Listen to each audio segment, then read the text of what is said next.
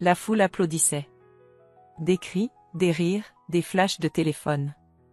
L'université résonnait de joie, comme un théâtre de fierté collective. Partout, des familles brandissaient pancartes, fleurs, peluches géantes. Des larmes, des accolades.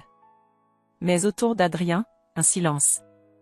Un silence trop dense pour être ignoré. Il tenait son diplôme comme on tiendrait une chose fragile. Ses mains tremblaient, pas à cause de l'émotion, non, plutôt à cause de l'absence d'émotion permise. Ses yeux balayaient les rangées derrière lui. Personne. Pas de regard familier. Pas même un texto. Il sortit son téléphone. Toujours rien. Une dernière tentative, il ouvrit la conversation de groupe familial. Son cœur s'accéléra, comme à chaque fois qu'il s'apprêtait à tendre la main vers eux. J'ai eu mon diplôme aujourd'hui. J'aurais aimé que vous soyez là. Message envoyé. Une bulle bleue, une attente invisible. 15 minutes plus tard, une notification. Un seul message vocal. Il mit les écouteurs, enfonça bien le capuchon de sa toge sur sa tête. Arrête d'exagérer, Adrien. C'est qu'un bout de papier. Tu restes un bon à rien, diplôme ou pas. Sa mâchoire se crispa.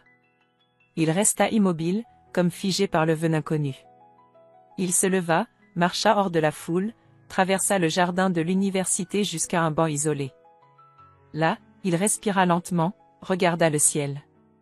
Il pensa à répondre par colère. À insulter. Mais une clarté étrange l'envahit.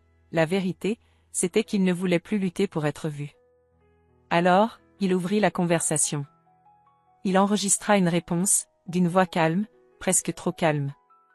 Très bien. Puisque mon diplôme n'est qu'un bout de papier, mon argent aussi. Vous n'en aurez plus besoin. Il n'attendit pas la réaction. Il bloqua le numéro, les messages, les souvenirs. Tout. Et il sentit un vide étrange, pas une tristesse, non. Une forme de liberté, nue, glacée. Ce soir-là, il rentra chez lui, seul, dans son petit studio encore encombré de cartons. La toge posée sur la chaise, le diplôme encadré mais face contre le mur. Il ouvrit son ordinateur. Des emails de félicitations de recruteurs. Il avait reçu une offre d'une start-up en Californie. Il n'en parlait à personne. Les jours suivants furent mécaniques. Contrat signé. Visa accepté. Départ prévu dans 2 semaines. Adrien vivait comme un automate, mais plus rien ne l'atteignait. Il passait ses soirées à marcher sans but dans les rues de Lyon. Un soir, alors qu'il longeait les quais, un petit garçon courut devant lui, tenant un dessin froissé. Il trébucha. Adrien l'aida à se relever. « Merci, monsieur. C'est mon diplôme de pirate. » Adrien sourit malgré lui. « Tu vas le mettre dans un cadre ? » ?»« Non. Je vais l'offrir à ma maman. Elle l'accroche toujours tout ce que je fais. Même mes gribouillis. » Le gamin repartit. Adrien, lui, resta planté là. Un souffle long lui échappa. C'était donc ça qu'il avait manqué toute sa vie ? Un regard de fierté inconditionnelle, pour des choses simples ? Un cadre pour un gribouillis, pas pour une performance ? Il rentra, prit son diplôme, le fixa au mur. Non pas pour ses parents. Mais pour ce petit garçon inconnu. Pour lui-même, à 8 ans, à 14, à 24 ans. Ce soir-là, pour la première fois, Adrien écrivit dans un journal qu'il n'avait jamais osé ouvrir. Ce que j'ai accompli n'a de valeur que si je me permets d'y croire. Je ne peux pas continuer à mendier une reconnaissance qui n'existera jamais. À partir de maintenant, je construis pour moi. Il ne savait pas encore que ce premier pas serait le début d'un voyage bien plus profond. Ni que l'amour qu'il n'avait jamais reçu viendrait un jour frapper à sa porte, sous une forme qu'il n'attendait pas. Mais pour l'instant, il restait ce jeune homme seul avec un cadre au mur et une vérité dans le cœur. Il ne devait rien à personne. Et c'était peut-être là sa première vraie victoire. San Francisco brillait sous les néons d'un monde qui tournait trop vite. Adrien observait la ville à travers les vitres teintées d'un Uber silencieux. À l'arrière, son sac à dos renfermait un ordinateur, un cahier de croquis et ce même diplôme, désormais plastifié, protégé, mais toujours vide de sens familial. Il avait intégré l'une des startups les plus prometteuses de la Silicon Valley. À 25 ans, on l'appelait déjà le « cerveau discret » derrière un système de reconnaissance émotionnelle basé sur l'intelligence artificielle. Un projet ambitieux, destiné à aider les autistes à décoder les expressions faciales. Ironique, pensa-t-il. Lui-même avait tant de mal à décoder les émotions les plus simples. Son quotidien était réglé au millimètre. Code, réunion, pitch, email, présentation. Il se fondait dans un rôle qu'il maîtrisait parfaitement. Professionnellement, il rayonnait. Il enchaînait les conférences, les podcasts, les articles de presse. On le citait comme un prodige discret, un visionnaire réservé. Mais le soir venu, dans son loft de verre et de béton, l'écho de sa réussite rebondissait sur les murs vides. Les bouteilles de vin s'alignaient comme des trophées de solitude. Les notifications de ses parents restaient inexistantes. Même bloqués, ils auraient pu trouver un moyen. Mais ils ne l'avaient jamais cherché. Les premiers mois, Adrien se laissait porter. Il fréquentait des bars branchés, il dînait avec des investisseurs, il sortait avec des femmes brillantes, belles, inaccessibles. Des relations sans attache, sans avenir.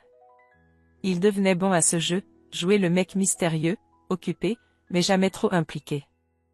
Un jour, au sommet d'un gratte-ciel où se tenait un gala technologique, un investisseur suisse l'interpella. « Dis-moi, Adrien, tu es jeune, riche, reconnu. Tu veux quoi de plus maintenant ?» Adrien sourit poliment, leva son verre de champagne, et répondit. « Ne plus ressentir le vide que tout ça ne comble pas. » L'autre rit. « Adrien, non. » C'est dans cet état de saturation intérieure qu'il accepta un jour, un peu par hasard, un voyage pour donner une conférence à Paris. Sujet, comment l'échec personnel peut forger un esprit d'innovation. Le public était modeste. Étudiants, enseignants, passionnés d'éducation alternative. Il y parlait avec sincérité, sans slide, sans chiffres. Il racontait comment il avait appris seul, comment il avait codé sur des ordinateurs publics, et comment, finalement, il avait compris que la douleur pouvait être un moteur. Il ne mentionna jamais ses parents. Il disait le foyer, le contexte, le silence. Dans l'auditoire, une femme prenait des notes avec une intensité rare. Brune, lunettes discrètes, un carnet plutôt qu'un iPad. Après la conférence, elle vint le voir. « Merci pour vos mots. Ce que vous avez dit sur la solitude, ça résonne. Je suis Élise. Bibliothécaire. » Il fut surpris. Pas par la fonction, mais par l'absence de posture. Elle ne cherchait rien. Ni photo, ni opportunité, ni flirt. Juste un échange réel. « Vous êtes venu pour le thème ou par curiosité ?» demanda-t-il. « Pour les deux. Et parce que je pense que les grandes douleurs silencieuses valent parfois plus que les grands bruits. » Ce fut le premier moment d'authenticité qu'il connut depuis longtemps. Les jours suivants, ils continuèrent d'échanger. Dîner simple, promenade dans le jardin des plantes, conversation jusqu'à minuit sur les bancs des quais. Elle parlait peu de son passé, mais écoutait avec une attention désarmante. Elle ne posait pas de questions invasives. Elle le laissait respirer. Il se sentait vu. Pas admiré. Vu. Un soir, sur un toit terrasse où ils observaient Paris s'endormir, il la regarda longuement. « Tu sais que tu es la première personne à qui j'ai envie de tout raconter ?» Elle répondit, sans détour. « Alors fais-le, mais seulement si tu veux guérir. Pas pour remplir un silence. » Il ne parla pas. Pas encore. Mais ce soir-là, en rentrant, il ferma son ordinateur, éteignit son téléphone et regarda sa vie en silence. Un matin, de retour à San Francisco, il reçut un appel de son PDG. « Adrien, tu fais partie de l'élite maintenant. Mais on te sent distant. Tout va bien ?» Il répondit calmement. « Tout va très bien. Mais je pense que je vais prendre du recul. J'ai quelque chose d'autre à coder. Moi. » Ce fut le début d'un burn-out doux, lent, presque logique. Il s'éloigna des écrans, de la lumière artificielle.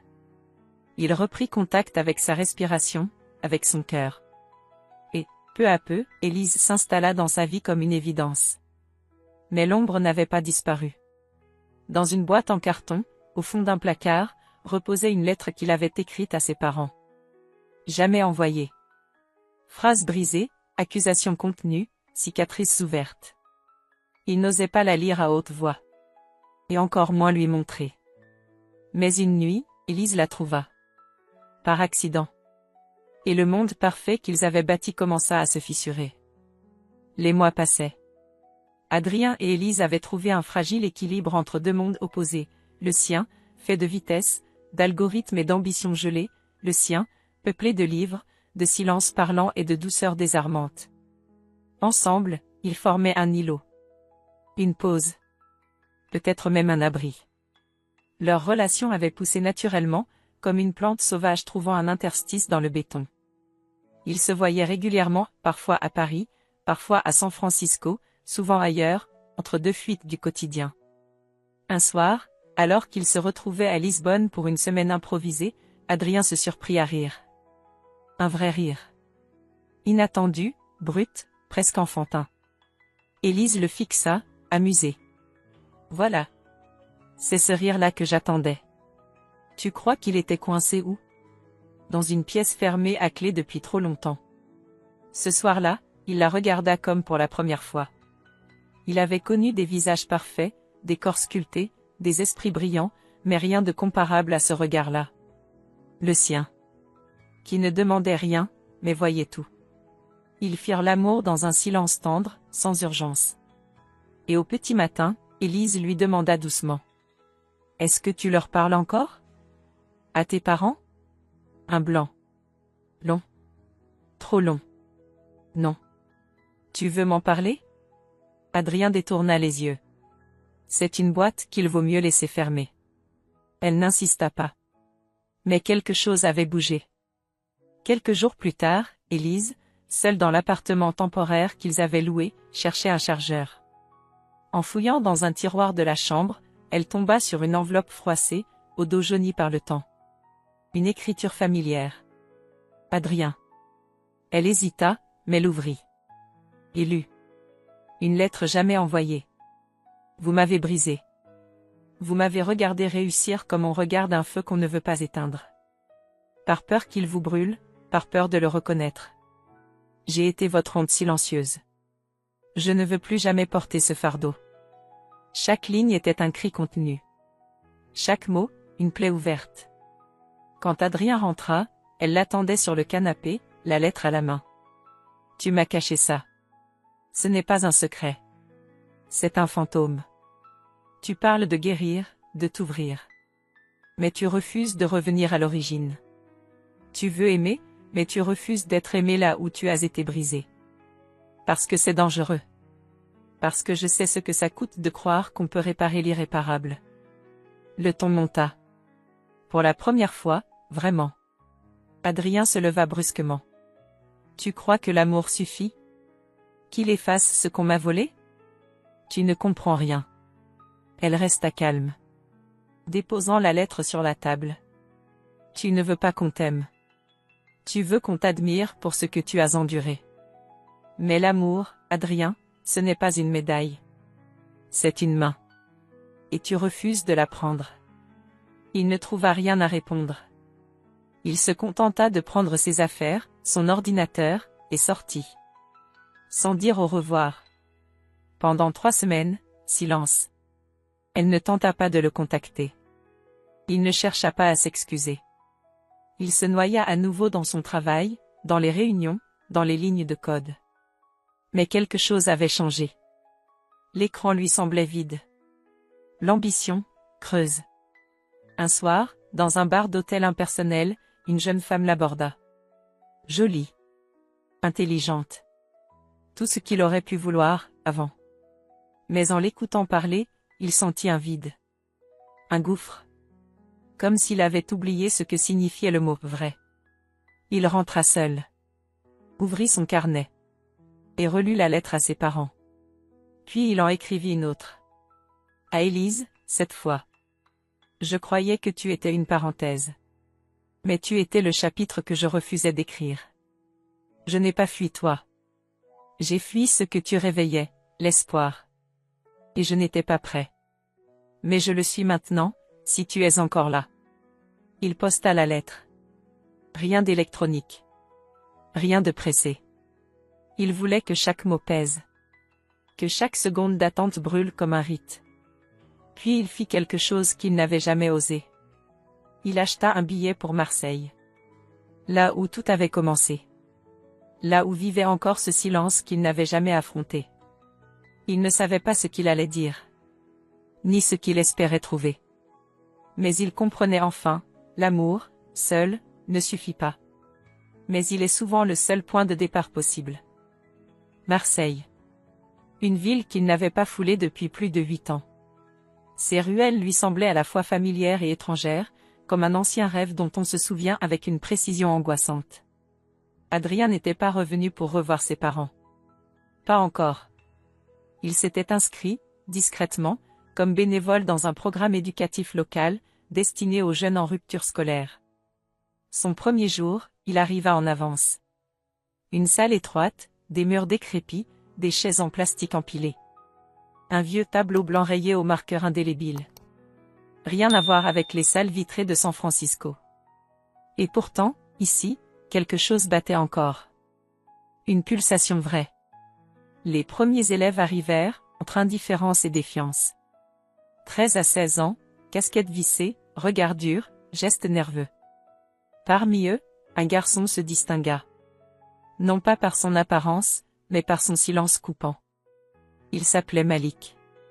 Il s'assit au fond, capuche sur la tête, bras croisés, yeux sombres. Adrien débuta timidement. Je m'appelle Adrien. Je suis développeur. J'ai grandi pas très loin d'ici. Un éclat de rire fusant du premier rang. Toi? T'as grandi ici? T'as l'air d'un mec qui boit des jus verts.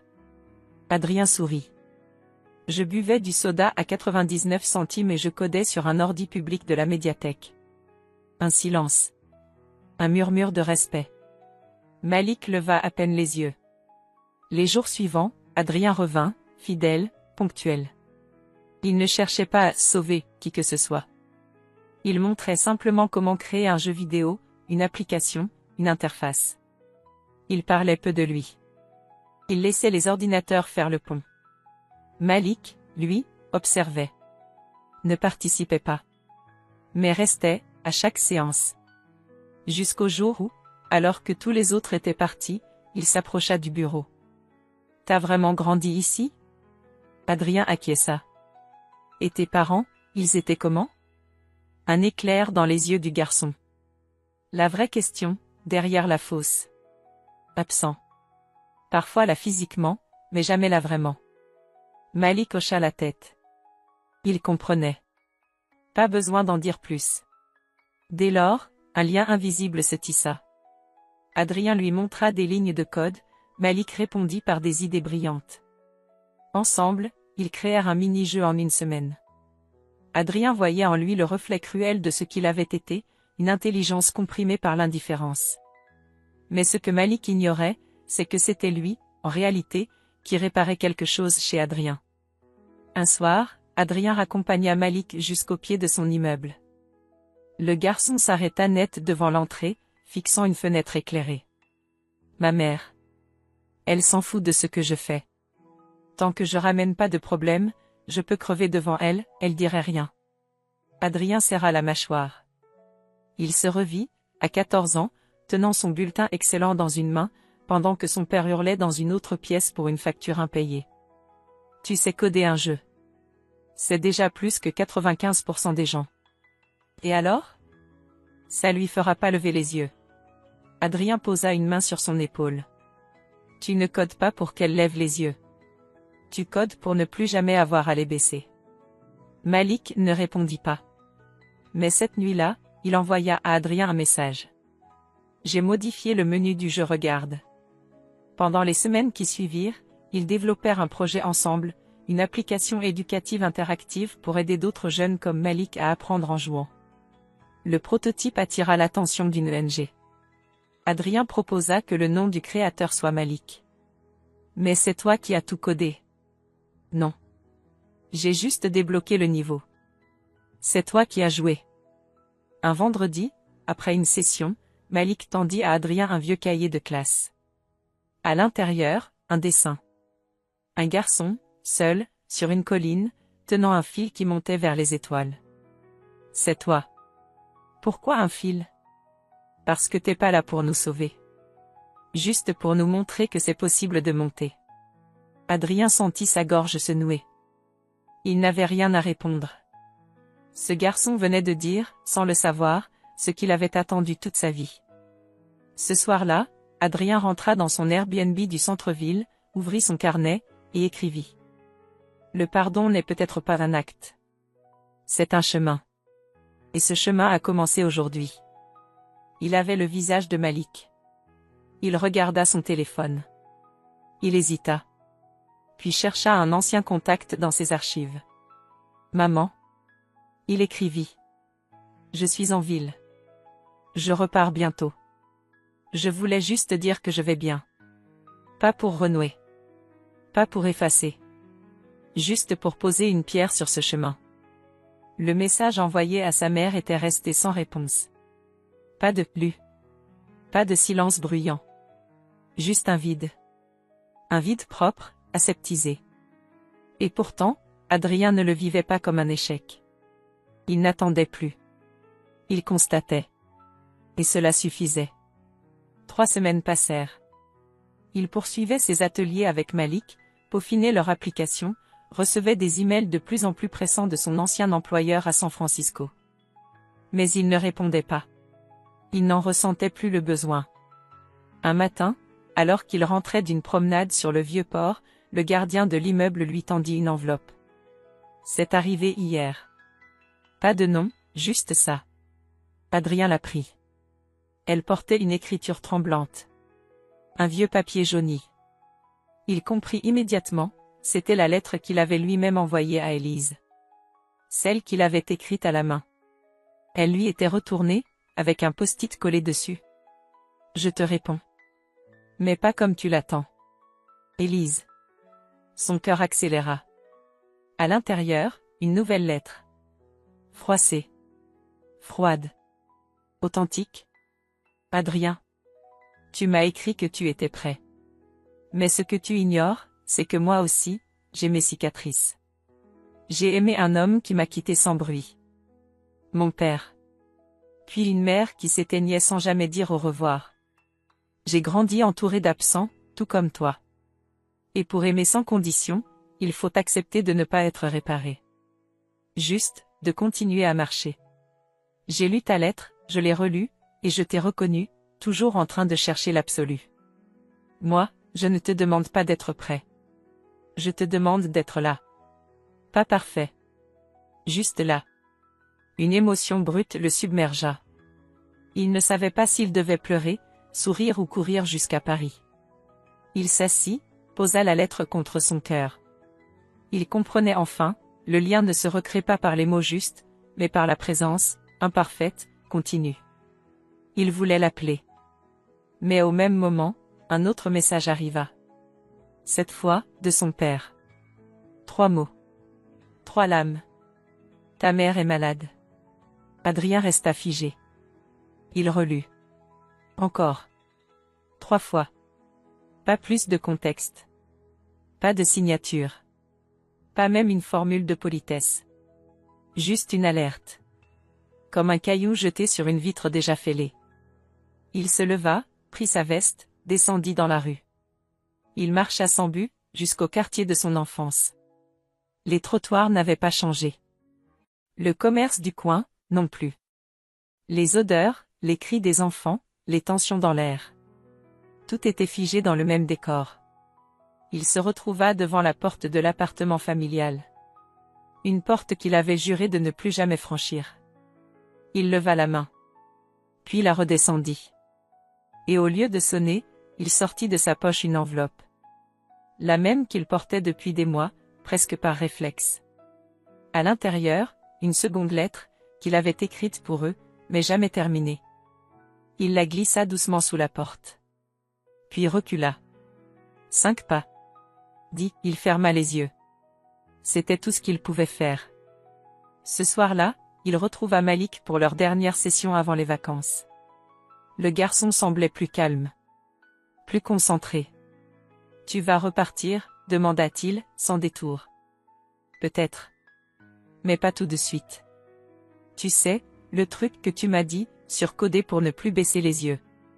J'y pense souvent. J'ai même refait un dessin. Il sortit de son sac une feuille pliée en 4.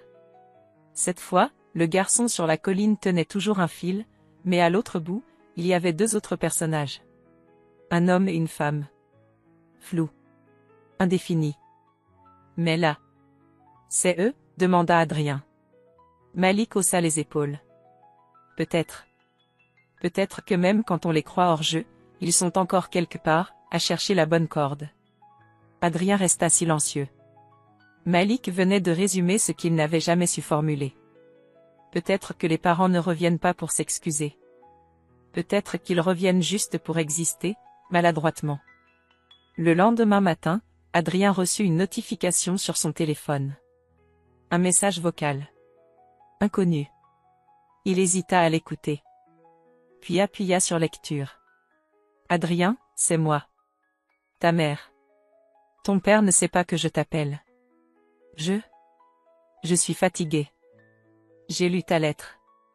Plusieurs fois. Elle m'a fait mal. Mais elle m'a réveillé.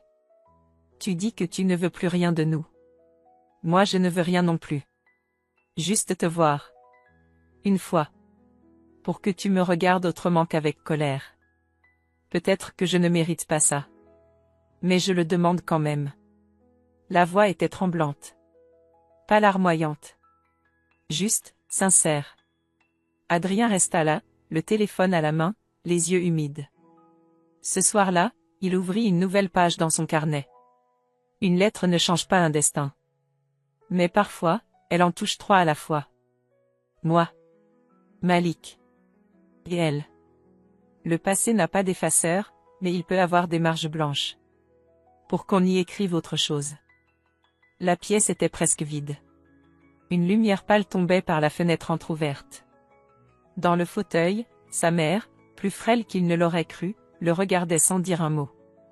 Il y avait dans ses yeux un mélange de fatigue, d'orgueil encore présent, d'attente.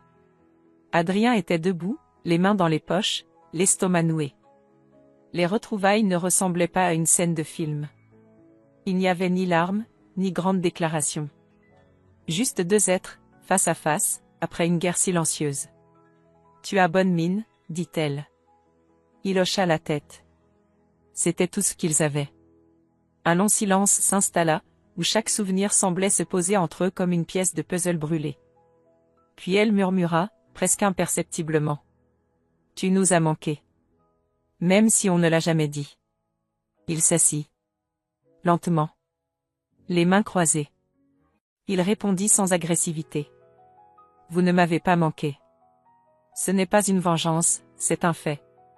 Vous m'avez appris à me construire sans appui. » Elle hocha la tête, les yeux brillants. Pas de justification. Pas d'excuse. Juste une forme de reddition douce. Je crois qu'on n'a jamais su aimer ce qui brillait. On avait peur que ça nous brûle. Adrien la regarda.